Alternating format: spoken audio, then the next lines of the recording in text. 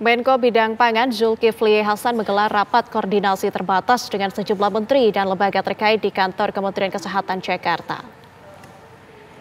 Sejumlah pejabat negara yang turut diundang antara lain Menteri Kesehatan Budi Gunadi Sadikin, Mensesnek Prasetyo Hadi, Mendagri Tito Karnavian, Kepala Staf Kepresidenan Muhammad Kodari, Kepala Badan Komunikasi Pemerintah Angga Raka Prabowo, Kepala BGN Dadan Hindayana dan Kepala BPOM Taruna Ikrar.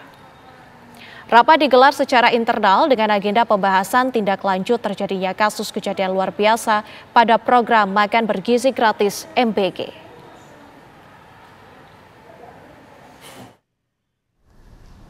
Kami menegaskan insiden bukan sekedar angka, tetapi menyangkut keselamatan generasi penerus. Tadi kami juga berdiskusi rakor untuk segera mempercepat perbaikan dan penguatan tata kelola di BBN. Tata kelola harus segera untuk dapat ditindaklanjuti. Pertama, SPPG yang bermasalah ditutup untuk sementara,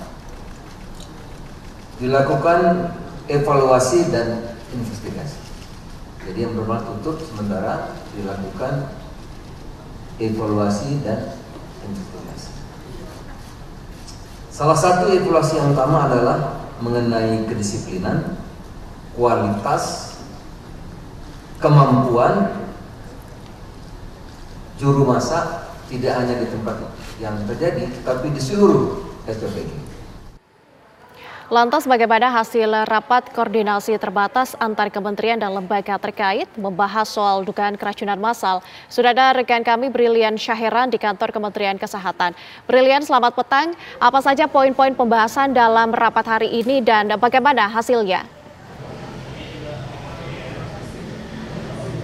Baik Nadila dan juga pemirsa, betul sekali bahwasanya hari ini pemerintah diwakili oleh kementerian dan juga lembaga terkait ini melaksanakan rakortas dan juga konferensi pers terkait dengan penanggulangan kejadian luar biasa atau KLB pada program Makan Bergizi Gratis atau MBG.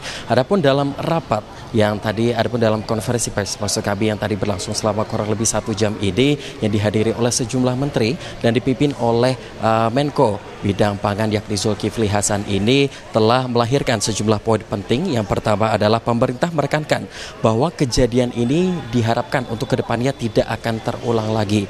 Pasalnya, anak merupakan generasi emas yang tentunya keselamatan anak merupakan prioritas utama.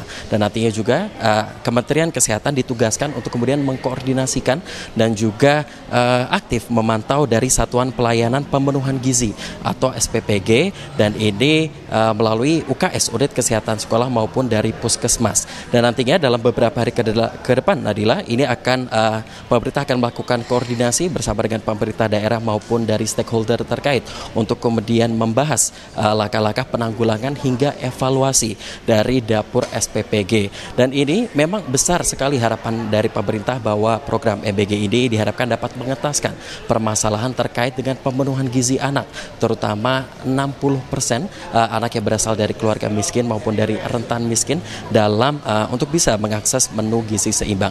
Adapun Nadila, untuk Satuan Pelayanan Pemenuhan Gizi atau SPPG ini dilaporkan oleh Wakil Kepala BGN Nanik Dayang yang mengatakan bahwa pasca insiden selama sepekan kebelakang ini dari pihak BGN ini telah mengambil data sebanyak 45 SPPG ini beroperasi tidak sesuai dengan SOP dan 40 diantaranya ini belum bisa memenuhi 3 komponen utama, yakni pertama sertifikat layak higienis, sanitasi, sertifikat halal, hingga sertifikat penggunaan air yang layak.